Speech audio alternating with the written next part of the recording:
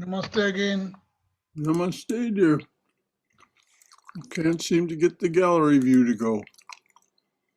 In heaven's name.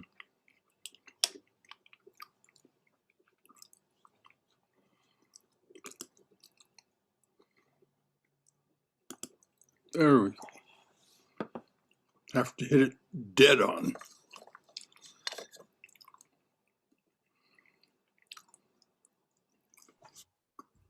Namaste, brother. Namaste, dear. Namaste, Hema. Sorry, I missed yesterday. Oh, well, shame on you. I had a surgery in the tooth and it was so hurting. I couldn't say a word, so I thought I better rest for yesterday. So Absolutely. that was the reason my tooth has been paining. I'm glad you got it taken care of, dear. Yeah, they pulled it out and it will take a couple of weeks to heal, but today I'm much better. Good. Yeah. Hello, Triguna. Namaste, dear.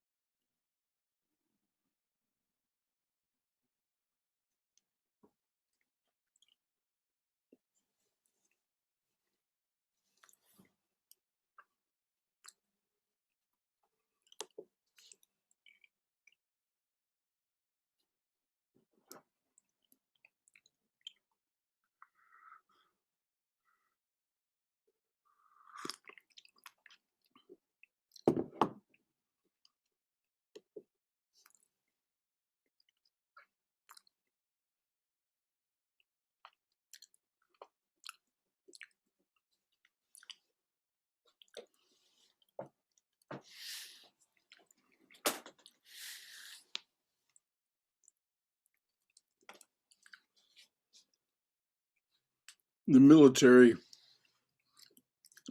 used to have an expression. I don't know whether they still use it or not. At ease, talk among yourselves, smoke them if you got them.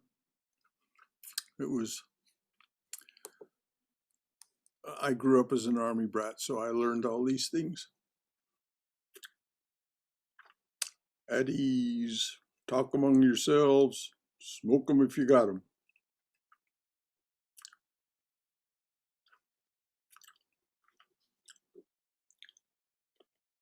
Which was apropos of absolutely nothing, except there were a bunch of people being quiet on the screen.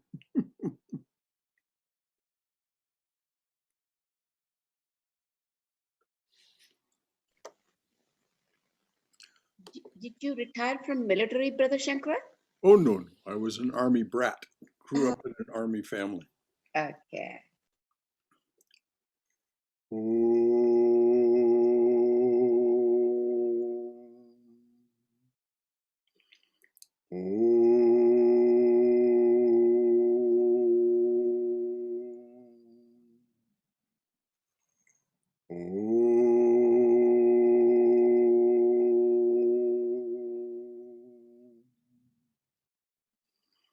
Om Sahana Bhavatu Sahano Bhunaktu Sahaviryam Karavavahai Tejasvina Vaditamastu Mavidvishavahai.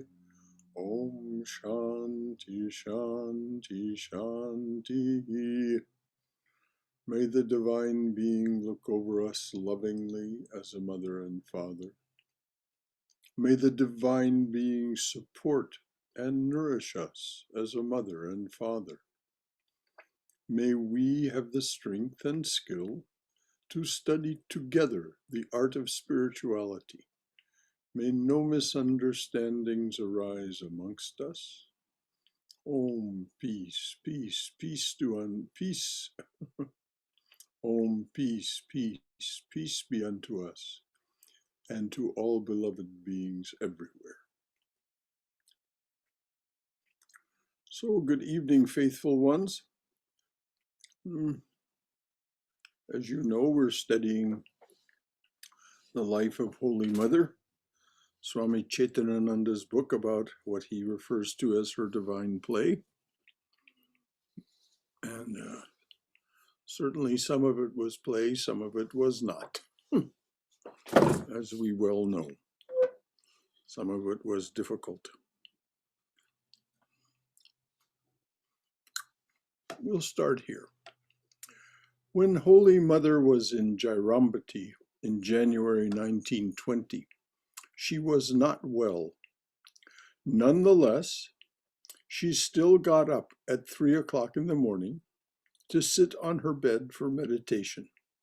Then she would lie down again. Some of her young disciples would go to her room and meditate with her. Sometimes the mother gave them some specific instructions. One of the monks of the order was ill and was staying at a householder's house. She remarked, "Why should a monk live with a householder just because he is ill? One can stay in the monastery at the monastery or at our ashrama. It is not right for a sick monk to stay in a devotee's house for such a long time. A monk must not lower the ideal of renunciation.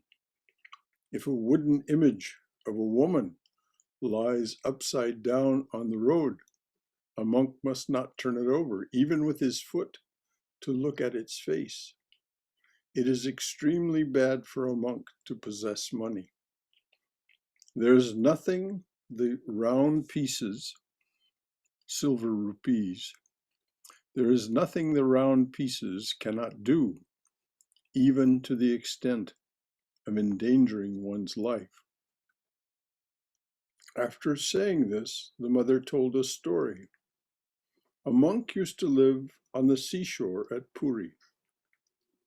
He had some money. Two of his disciples came to know about it.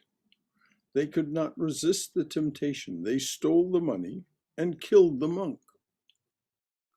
Holy Mother insisted that her devotees pay respect to the monks. Now let's go back and look at that story. Mother said, "It is extremely bad for a monk to possess money. There is nothing the round pieces, silver rupees, cannot do, even to the extent of endangering one's life." After saying this, the mother told a story. A monk used to live on the seashore at Puri. He had some money. Two of his disciples came to know about it. They could not resist the temptation. They stole the money and killed the monk. So Mother used this as an illustration of how money can, in fact, even endanger your life. And of course, we know that's true. Many people have been killed for money. But as far as householders go, Swami Prabhavananda was once asked this question. A woman, this was at the time of World War II. Before the war, one of his disciples, a woman, had made very little money, enough to live on, just barely. But during the war, she began to make more money. And at the end of the war, she was promoted and began to make a respectable salary, so to speak, for the time. So the Swami said was asked by her, Swami, now I'm making this good amount of money. Should I have a bank account? And the Swami replied, yes, yes, have plenty bank account. Just remember the money is not yours. It is Sri Ramakrishna's. So this is how to escape the danger of money, even for a householder. This monk was killed for his money. Many a householder has been killed for their money, as we know. But to escape from the danger, from the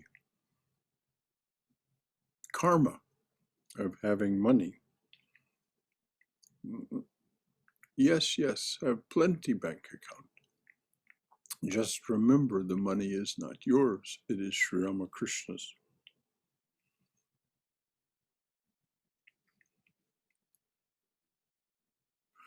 Are there any questions or comments about that? About this business of money and having money and not having money? So, Brother Shankara, Yes, Sham. Holy Mother observed, it seems that she observed a very high standard for monks, which is Yes. which is the same as the like Swami Vivekananda and others followed. Is that right? Oh yes, absolutely. And she herself paid practically no attention to money. If people would give her money, she would take it in her hand, she would touch it to her forehead and the top of her head, and then she would simply just hold it out for one of her attendants, her assistants, and say, just put it in the box. She would never look at even how much money it was. She didn't have any idea.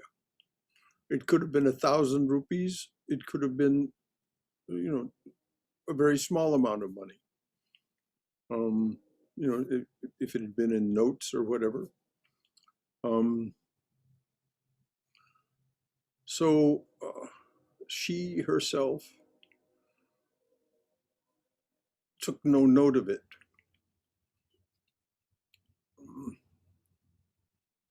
And would always just assume there was enough money for what was needed.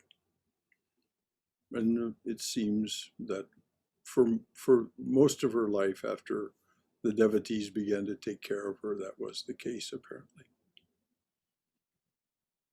Anything else from anyone? Thank you, Sham. Thank you.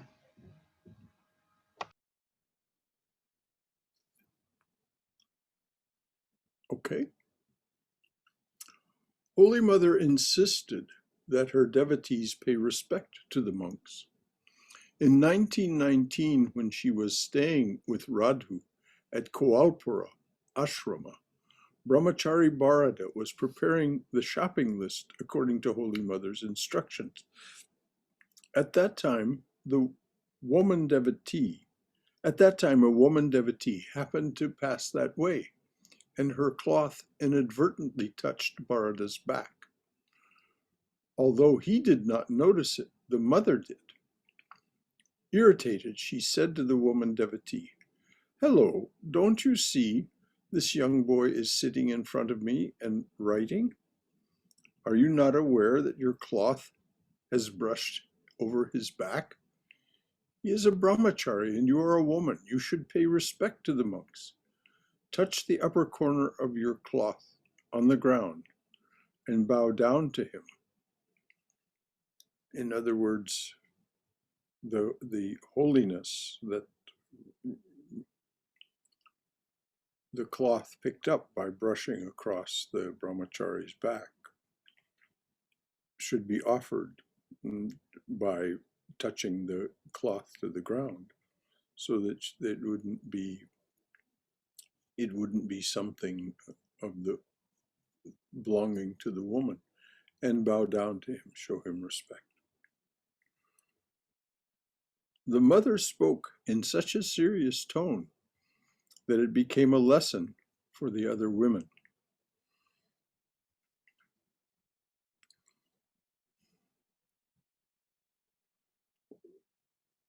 if we remember, in the story of the Christian Gospels, there is an instance in which a woman deliberately, hoping to be healed, touches the hem of the Christ's garment. And he immediately notices this. Now, in his case, he didn't condemn it. He thought of it as an expression of faith. But this is, so what I'm getting at is the mother is not just being idealistic here. She knows and sees what we do not. She can see the power inherent in that young monk's being, not because he is powerful, but because the status that he holds is powerful. The mother spoke in such a serious tone that it became a lesson for the other women. Krishna says in the Gita that 4 kinds of people worship God: the afflicted, the inquiring, the solicitors of wealth, and the jnani. All are noble souls indeed, but the jnani worships God without any selfish motive. In other words, the afflicted are hoping to be relieved of their affliction. The inquiring want their desire for knowledge fulfilled. And of course, the solicitors for wealth are hoping to be wealthy. All are noble souls indeed, but the jnani worships God without any selfish motive. So he is the best.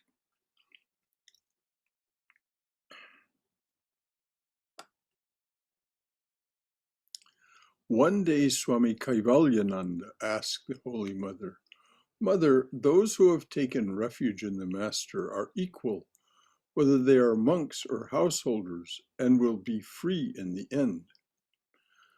The mother replied, "What do you mean? How can a monk and a householder be equal? Householders possess so many worldly desires, whereas monks have renounced everything for God.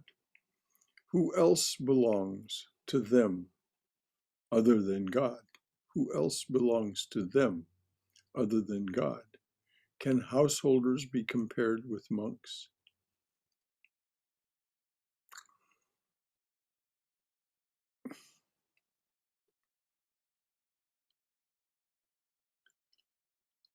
Are there any questions or comments about this? Because this is a situation where a lot of people, so to speak, stub their toe.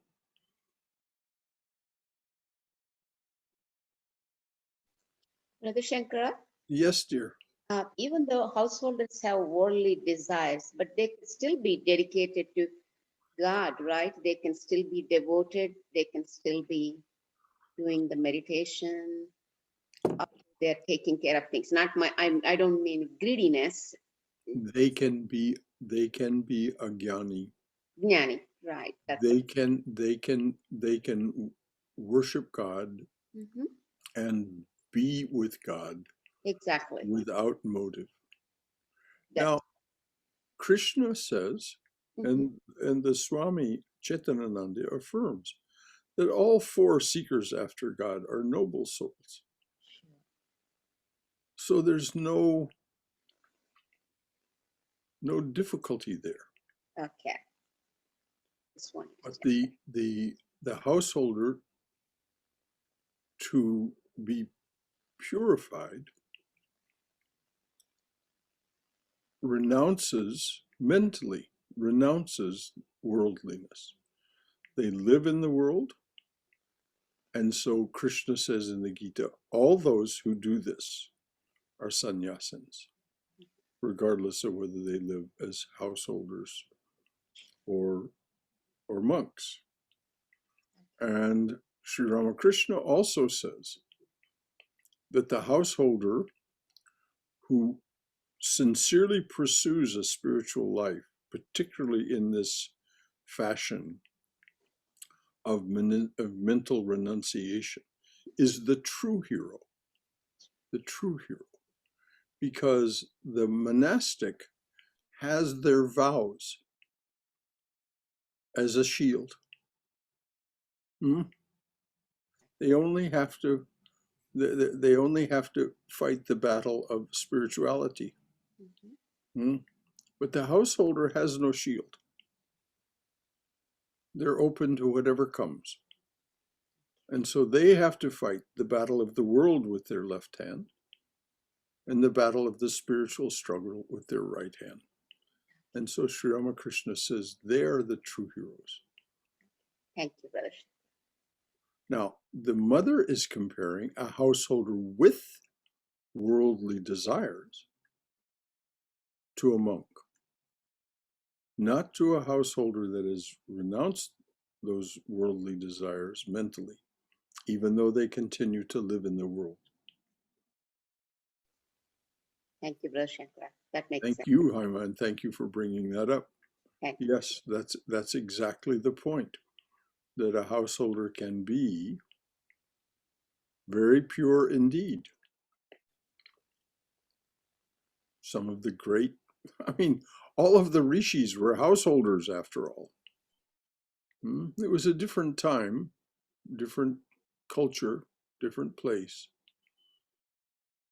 But many of the great saints, the ones that we are enjoying in that book, Love Poems from God, they were householder saints.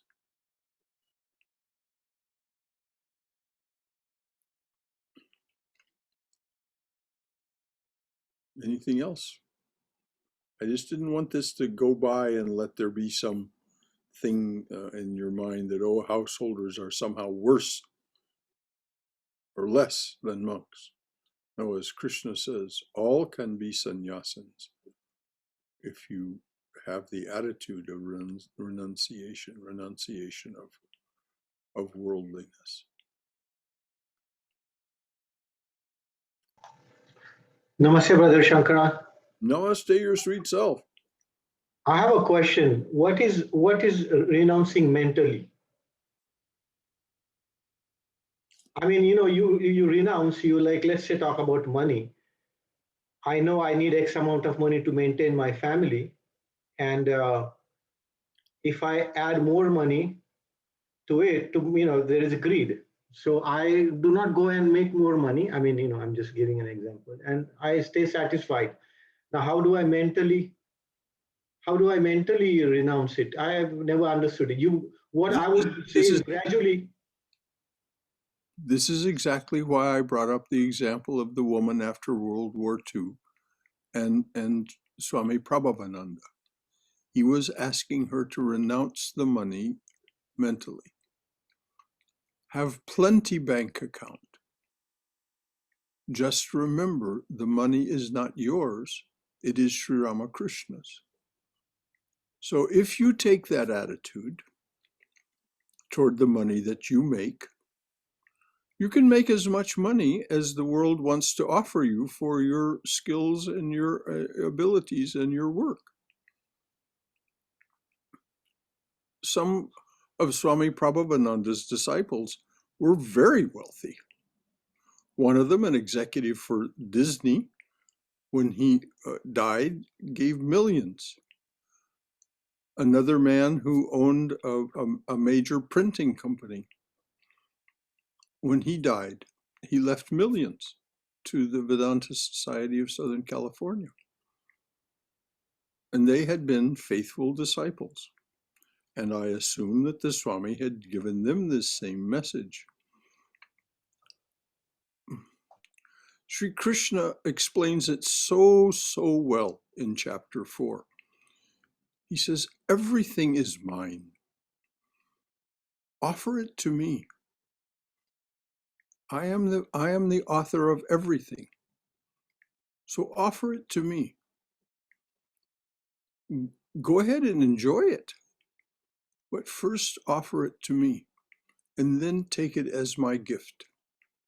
This is mental renunciation.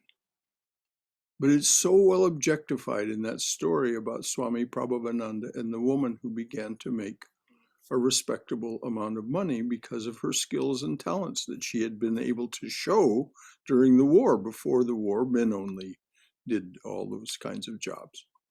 But during the war, she was able to show her skills and talents. And she was in public relations.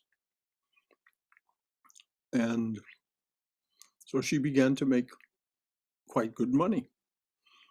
And so her question to the Swami was a very sincere and simple-hearted one. Swami, I'm making all this money now. Should I have a bank account? She'd never had a bank account before. Women didn't have bank accounts in those days as a general rule. And the Swami's answer was also so full of wisdom and so simple-hearted. Yes, have plenty bank account. Just remember the money is not yours, it's Sri Ramakrishna's. And if we take this attitude, if we genuinely take this attitude, this is mental renunciation. We are sannyasins just as much as a Swami of the order. If we really and truly live in that way. And the Swamis of the order will tell you that you can be a sannyasin without ever taking any vows or wearing any kind of special cloth by your mental renunciation. And I'm really glad this came up. Thank you for the question, Shailesh, because this is exactly it.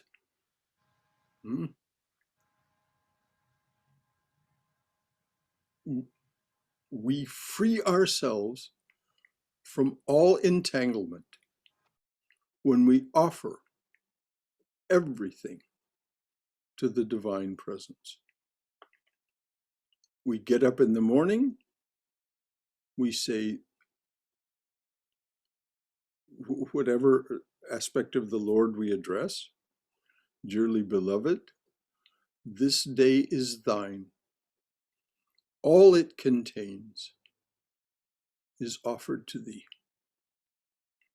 All it contains. The good, the bad, the indifferent, the victories, the defeats, the pain, the joy, all of it is offered. And when you eat, you offer the food, of course.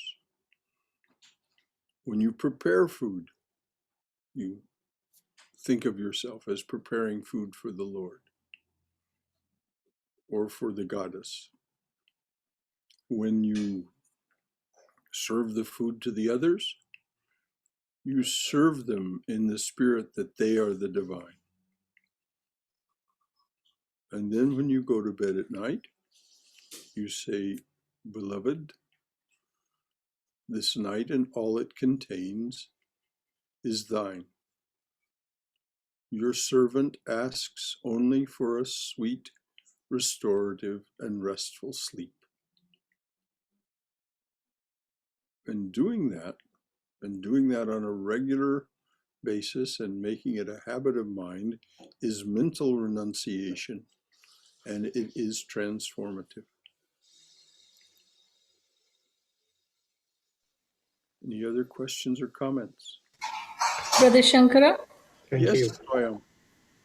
Yeah, I think sometimes the school of hard knocks, to call it that, makes us learn this art of mental renunciation, if one can call it that. For example, just taking money, when we are younger, we think we got it all, we planned everything, and then boom, from left field, something comes and there's a totally unexpected expense and we fret about it. And then from somewhere something comes that we didn't even expect. And as we go along in life, we realize that um, it is Sri Ram Krishna's, Yes, and just take the attitude of, exactly. Exactly, Swam. I will give you an example from the life of a devotee here. The other day, leaving work, she rear-ended somebody. She was tired, distracted. She rear-ended somebody. Clearly her fault. Her insurance company is taking care of the other automobile, and fortunately no one was hurt. But she was wondering, how am I going to pay my deductible? How am I going to pay my deductible for getting my car fixed? And out of the blue, completely unexpected, a check arrived from her school, enough to pay her deductible. Now, she's a devotee. She's a young woman, very much in this situation that you just described, Swayam. So yes, these things happen exactly as you described it. You think everything's going along fine, something comes out of left field, well, how everything's upended. This was a small example, but a very poignant one. And so I asked today, how's it going? This car is in the body shop. It'll be fixed, and she can pay her deductible, and the insurance company will take care of the rest.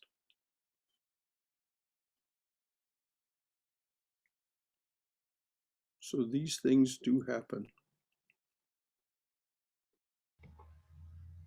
Anything else from anyone? Brother Shankara, what I want to ask you is, isn't mental renunciation more difficult than the actual renunciation, being a sannyasi?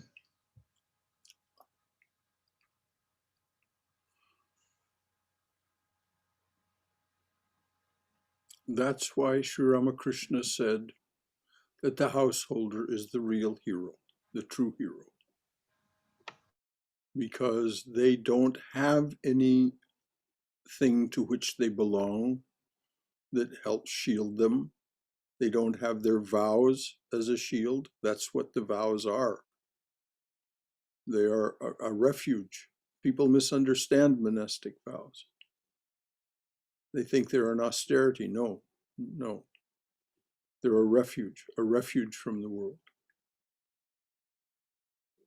So yes, mental renunciation is more difficult.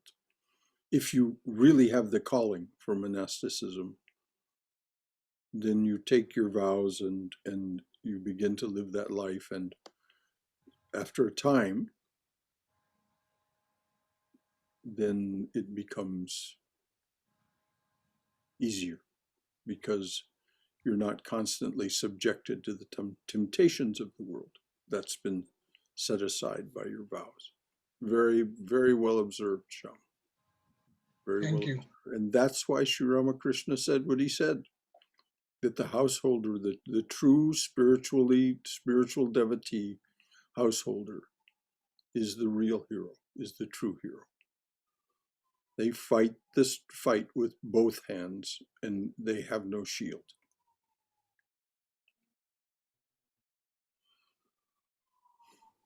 Thank you. I think, Brother Shankara, if we make everything as God's gift in our life, our living, money, whatever we have, that makes it easier. It's not mine. I am not the money. I am not the furniture. I'm not this. It's God's gift. Everything is divine gift. That makes it a little bit easier to not attach it to that particular items or money or anything. Then you just live the life and then keep moving on. I think. Yes, you're quite right, Haima. And this is why it's so important for us as spiritual devotees to read again the chapters 3 and 4 in the Gita where Krishna gives such explicit instructions about the life of action and how to live it in such a way to be free from the bonds of karma. Yes. And then, of course, if you read the Gospel of Sri Ramakrishna, he is constantly saying, constantly, practically on every page, at least on every other page, in one way or another, he says God alone is the doer. And if we take that attitude, doesn't matter how we're living, doesn't matter whether we're a householder or a nun or a monk, if we really take the attitude that God alone is the doer, then there is no question of mental renunciation. It's not mine in the first place. It's as I am witnessing this, I am observing this. It is not mine. Thank you. It is God's, and God is doing it and Divine. being it. Thank you, Brother Shankara. I think that witness part you said is correct. It's a big thing to witness. Yes, to be able to sit in that witness seat and witness what the Lord is doing frees us. It is so freeing. It is such a relief. The only way to get there truly is by one of the forms of meditation, whether it be the bhakta's form, the karmi's form, the raja yogi's form, or the jnana yogi's form of meditation, to begin to separate ourselves, the truth of ourselves, from the activity that we seem to be doing and participating in, and begin to see it from that perspective of concentration and meditation. See it as almost like a motion picture going on in front of us. That's how Swami Prabhavananda often described it. Just think of it as a motion picture. And he would take the monks and nuns to the motion pictures, to good films. He would take them. And he would then say, see how you get entangled, even in the emotions of this motion picture that you saw.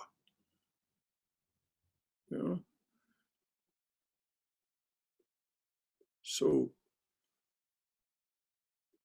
see the life that is happening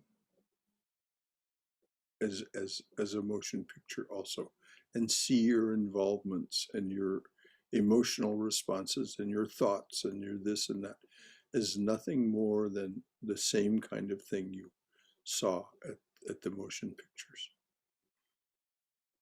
Witness, be the witness.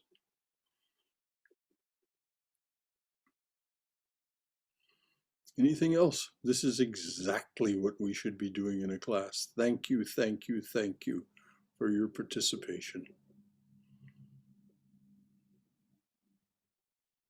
I could read all this till we're all blue in the face, and if we don't make the effort to understand it in this way, if we don't do this manana together, this digestion, this assimilation together, then it's just words that have passed by.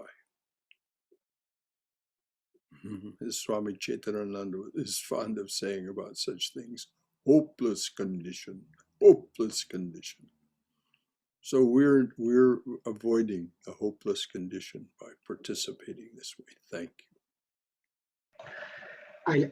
Brother Shankara, I will add one line of Nisargadatta Maharaj. He said, and the line is that, deepen and broaden your awareness of yourself and all blessings will flow. Say it again, please, slowly. Deepen and broaden your awareness of yourself and all blessings will flow in. Yes. So I think it's like you said, that witness thing, it touched me, because if we stay witness to, that's the key. It's usually we get pulled into it, it's difficult, but if you can step back and look at it, Yes, that's it. And even it's probably 10% initially, then 20%, and 30%, and probably the witness percentage increases eventually, gradually. yes, it does exactly. And that helps. I mean, it's not always all situations that you will be witness, but I think eventually, as we age, as we go deeper into our practice, I think Yes, that might help. you're quite right. The grace is always there, like Sri Ramakrishna says. Yes, it is indeed. But we cannot receive it if we don't do this self-effort of raising our sails, which is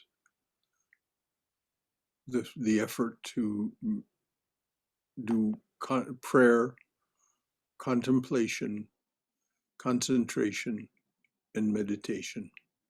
The practice of these four, prayer, contemplation, concentration, and meditation, allows us to come to that witness position, to practice it more and more. And then eventually we see the breeze of grace blowing in our lives. We see it. And as Swayam pointed out, sometimes it comes, in dramatic ways. Something happens, everything seems to be upended, and then something else happens and everything is made whole again. These incidents are meant to get our attention, aren't they? They aren't just something to take in stride and say, oh, well, that was wonderful. It was wonderful, but why?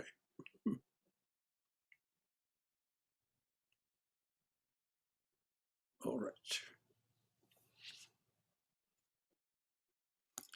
Sometimes spiritual egoism is an obstacle to seekers of God. Swami Vireshwarananda served the old monks of Bellarmont and was loved and appreciated by them.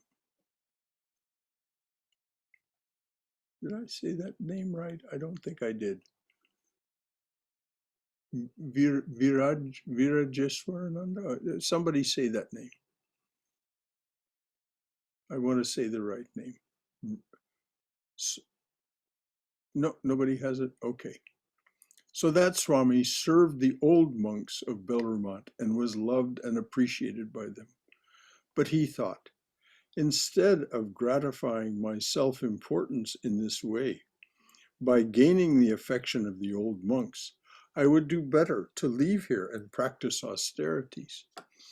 He knew that the Mat authorities would not give him permission to leave, so he went to the mother in Udboden and opened his heart to her. She asked him where he was going and inquired whether he had any money. He replied that he had no money. He was planning to walk to Varanasi and practice austerities there. The mother tenderly told him, my son, this is the month of Kartik, October, November. People say that all four doors of Yama, the god of death, people say that all four doors of Yama, the god of death, are open in this month. Being a mother, how can I let you go? You say that you have no money. And what will you eat when you are hungry, my son? Vrajeshwarananda abandoned his plan. So good he went to the mother. What's the instruction for us? When we have a plan, take it to the divine in prayer and contemplation. He went to the mother prayerfully. Take it to the divine. They are there for us, and they will give us that same wise counsel. We may or may not listen, but the counsel will be there. Being a mother, how can I let you go? You say that you have no money, then what will you eat when you are hungry, my son? Rajeshwarananda abandoned his plan. Sometimes monks can also develop a superiority complex, getting upset if people do not show proper respect to them. The mother once cautioned Swami Arupananda, saying, this spiritual egotism is terrible. Some monks have inflated egos and seek praise and honor. She gestured to her white sari and continued, it is better to wear a white cloth and cultivate inner renunciation than to wear an ochre robe. Now you see how the mother seems to contradict herself?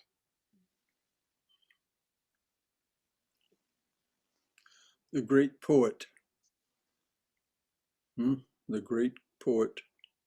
Walt Whitman, was once assailed by a newspaper reporter, and he pointed to passages in Whitman's work, Leaves of Grass. And he said, Mr. Whitman, you contradict yourself. Because in one place he seems to say one thing, in another something else about the nature of reality. Mr. Whitman, you contradict yourself. And Whitman said, I contradict myself. Very well, I contradict myself. I contain multitudes. And so did the mother. The answer is not the same for everyone. What she was pointing to is those monks here. Those were her children, those multitudes. Those were contained in her as well. Some monks have inflated egos and seek praise and honor. She gestured to her white sari and continued, it is better to wear a white cloth and cultivate inner renunciation than to wear an ochre robe.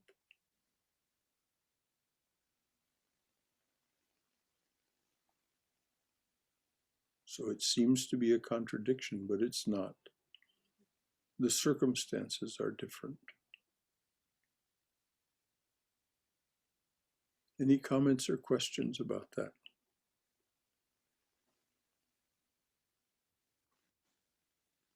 Okay. Holy Mother asked the monks not to follow too many external formalities, but instead to develop intense faith and steadfast devotion. Not too many external formalities, but instead to develop intense faith and steadfast devotion. Those are the keys, aren't they? When we develop intense faith and steadfast devotion, we will go ahead with our spiritual practices. We won't necessarily follow too many external formalities, but we will definitely pursue our inner quest. When a devotee, later Swami Jagadananda, when a devotee, later Swami Jagadananda, asked the mother for sannyasa, she took the ochre cloth, touched it to the master's feet in his picture, and then touched it to her head. She touched it to the master's feet in his picture, and then touched it to her head and gave it to him. She said, I have given you the ochre cloth. Now you must go to Bellarmat and take formal vows through the whatever. It's Viraja Homa. Okay, thank you. a special fire sacrifice Yes. from Rakal, and he will give you a monastic name. So she had made him a monk, but he had to go and take this formal step. As Holy Mother encouraged some young men to follow the path of renunciation, she also encouraged some young women. When Narayan Iyengar's daughter wanted the vow of brahmacharya, Holy Mother asked Sharadananda to write the girl's father for permission. Another time, a devotee's daughter refused to marry. The girl's mother requested Holy Mother to ask her daughter to marry. The mother replied, "What misery to be a slave to a man all through life and to please him always." The mother replied, "What misery to be a slave to a man all through life and please him always." Then she explained that there might be some difficulties for a girl in leading an unmarried life, but it would be unfair for any girl to go into wedlock against her will. Whenever any monk had a problem, he would rush to Holy Mother for help. After Premananda passed away, Shivananda was made manager of Bellarmont. The younger Nagin, Brahmachari Akash Chaitanya. Akshara Chaitanya. Say it again, please, dear. Akshara Chaitanya. Akshara Chaitanya. The younger Nagin, Brahmachari Akshara Chaitanya, did something foolish. The other monks told him that Swami Shivananda would throw him out of the monastery. Scared, he left the monastery without informing anyone and walked barefoot to Jairambati without even a spare cloth. When he reached there with dirty clothes and haggard look, no one recognized him as a brahmachari of Bellarmont. Seeing how exhausted he was, the mother gave him a fresh cloth, asked him to bathe, and fed him. After listening to his story, she dictated a letter to Shivananda. "My dear son Tarak, what offense has the young Nagin committed? Being afraid that you will turn him out of the monastery, he has come to me all the way on foot. My son, can a mother take heed of her child's offense? Please don't take any action against him." Now, every time something like this occurs in this book, I remind us that this is an instruction for us. When we've done something foolish, and there may be consequences, as Sri Sarada Devi said, when you are in distress, remember you have a mother. Go to the mother.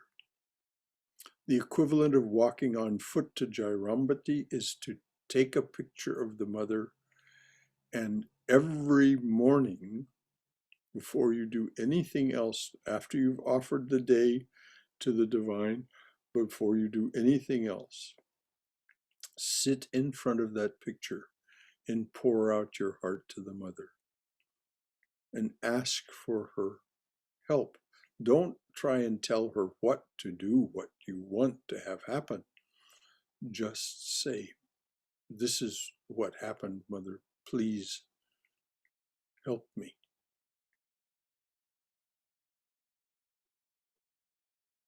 I wouldn't recommend this if I did not know that it works. So please, any comments or questions about that?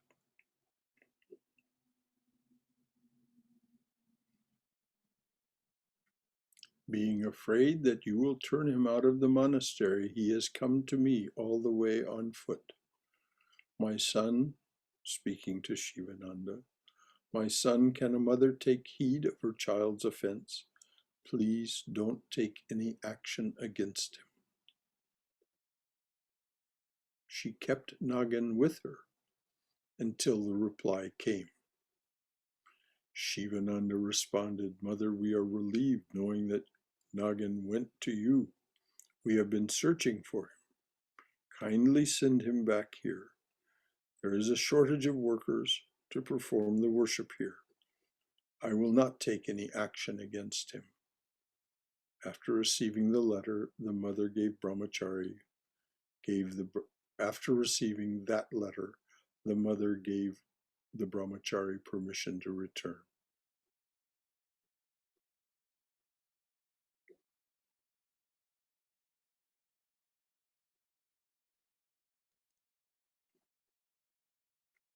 Meanwhile, Prabodh, a disciple of the mother's from Badanagni, whatever. Ganj. Say it again, dear. Badanganj. Badanganj.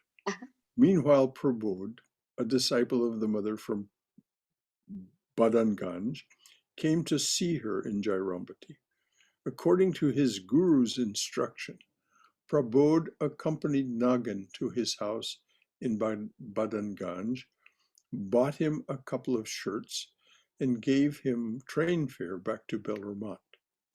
When Nagin arrived, Shivananda embraced him and said, My boy, you went to the high court to complain against me. Me. Shivananda was known for his fierceness. He could be very fierce. So in this case, he embraced him and said, My boy, you went to the high court to complain against me. Sometimes Holy Mother disapproved of some of the monks' improper behavior. Once a monk in Belramat slapped a servant for insubordination, not following instructions. Once a monk in Belramat slapped a servant for insubordination. When the mother heard about it, she said, They are monks. A tree is their proper shelter. Now they have monasteries, houses, and servants to boot. They even go to the length of beating the servants, as was not uncommon among householders in those days.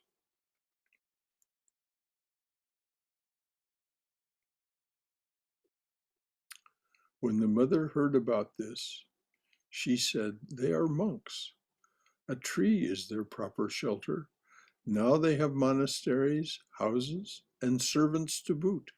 They even go to the length of beating the servants.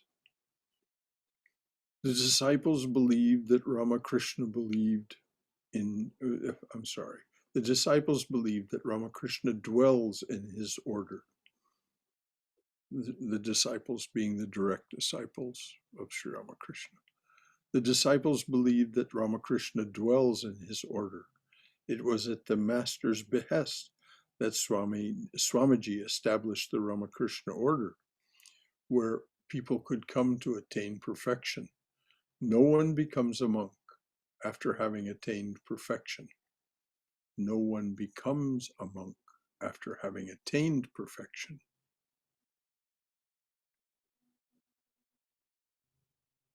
No need. Let's see how we do it for time. Okay, we have just a few minutes left before I start into what Swami Shivananda said to the monks. Is there anything else that anyone would like to say or ask?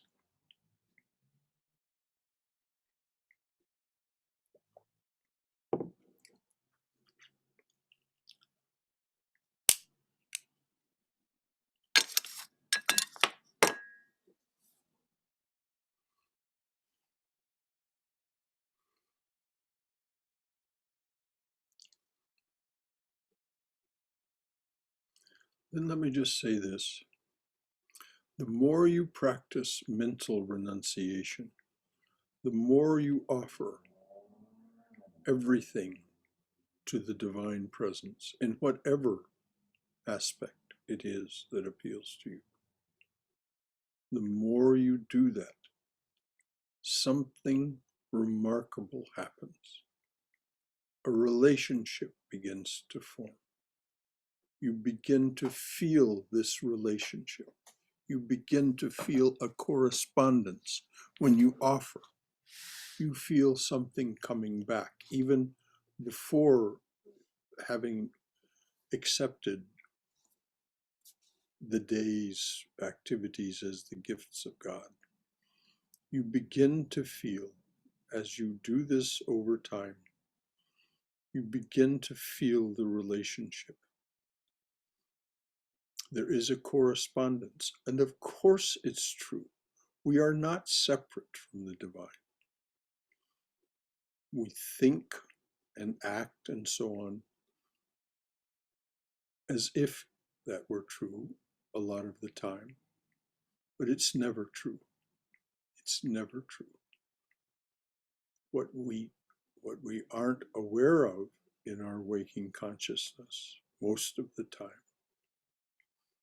is that relationship, that inseparability. And when we practice what Krishna talks about in chapters 3 and 4, and when we assimilate what Sri Ramakrishna says, that God alone is the doer, and that Swami Vivekananda writes in the evening hymn about the divine presence, speech cannot hold thee nor mind, yet without thee we think not nor speak. Speech cannot hold thee nor mind, yet without thee we think not nor speak. And so when we begin to practice this mental renunciation, acknowledge that God alone is the doer, that it is causing us to think and speak and act. And when we offer everything to the divine, we begin to feel this inseparable link, this inseparable relationship.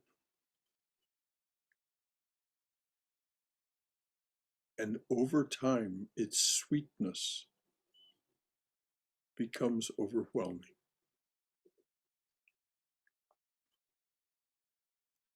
And this is why Sri Ramakrishna says, for those who've reached that step on the staircase,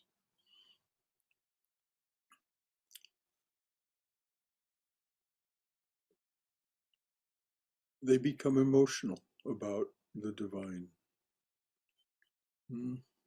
Tears come, so on. All this is possible for every one of us. It's not something reserved for monks, nuns, for the saints. The saints testify to it blessedly. They sing about it for us. But it's accessible for every one of us, whether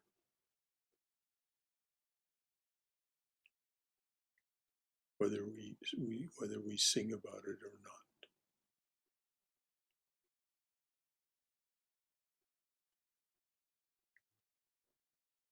So anything more from anyone?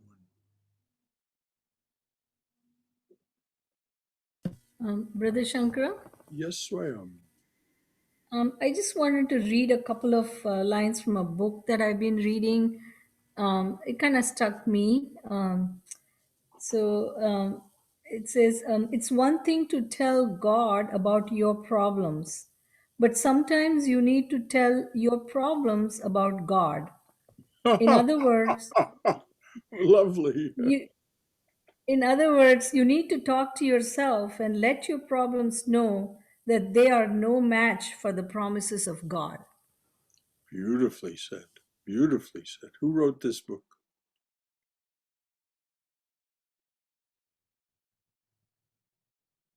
Who wrote the book, Swayam? The author's name is Dr. David Jeremiah. Uh-huh. Well, he spoke well. Read that again, please. Yeah. Remember, it's one thing to tell God about your problems, but sometimes you need to tell your problems about God. In other words, you need to talk to yourself and let your problems know they are no match for the promises of God. And the promises of God are many, as we've reviewed from time to time here. The promises of God are many and very powerful. Seek ye first the kingdom of God, and all else shall be added unto you. If that is not a stupendous promise, I do not know where to find one. Seek. Is he indirectly mentioning gratitude? I'm sorry? Is he indirectly mentioning gratitude here? Well, that would be implied, wouldn't it, Shailesh? Yeah. Well observed. Yes. Gratitude for the promises of God. As Swami Vivekananda remarked about speaking about the Sermon on the Mount, Christ's Sermon on the Mount, he said, if all of the scriptures of the world were lost and only this remained, it could all begin again from here. And the scripture he was pointing to is, blessed are the pure in heart, for they shall see God, for they shall know God. Blessed are the pure in heart. Our purity of heart, it's an attainable state for each of us.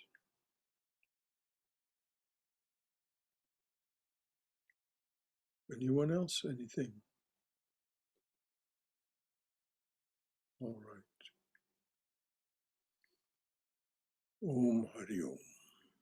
Let there be peace in outer space. Let there be peace in the sky, on the earth, and in the waters. Let there be peace in the herbs, the plants, and the trees. May the gods be peaceful. May the whole universe be pervaded by peace. Let that infinite universal peace prevail throughout my being. Om Shanti, Shanti, Shanti. Peace, peace, peace be unto us and to all beloved beings everywhere. And our final salutation, Jai Shri Guru Maharaj Ji Ki Jai, Durga, Durga, Durga. May you be safe. May you be healthy. Hari May Om. you be cheerful. May you have peace of mind. Please go forward in the Divine Presence's loving and protective embrace. Until those of you who join us tomorrow evening for the Jnana Yoga class, and then I will remind you that there is no Saturday class. We are having a memorial service for Swami Yogeshananda in place of that, and there is in your newsletter and on the Facebook page and on our website there is a link for that memorial service. That'll start at 11 a.m. on Saturday. No Saturday class. And we'll have the memorial service online. It'll be started by a Swami, probably Sarvadevananda. And then we'll have read our memorial service, our standard memorial service as it's come down to us. And then Anyone who wishes to share anything at all about Swami Yogeshananda will have an opportunity. And so it's open-ended. We don't know when it'll end exactly, just when people are finished with their loving reminiscences and recollections and funny stories about the Swami. And then on Sunday, we're celebrating Sri Ramakrishna's birthday. Again, online. Aditya Chaturvedi will be our pujari, and it'll be streamed live from the chapel starting at 11 a.m. on Sunday. So tomorrow evening and then the two Saturday and Sundays at 11, those will be our next opportunities to get together. Any final thought from anyone? All right, dears. Thank you, Brother Shankara. Good night. We'll take it up next week about what Swami Shivananda said to the monks. Good night. Good night. Thank you, Brother Shankara. Good night, all. Everybody. All right. Good night. Good night. Good night. Good night.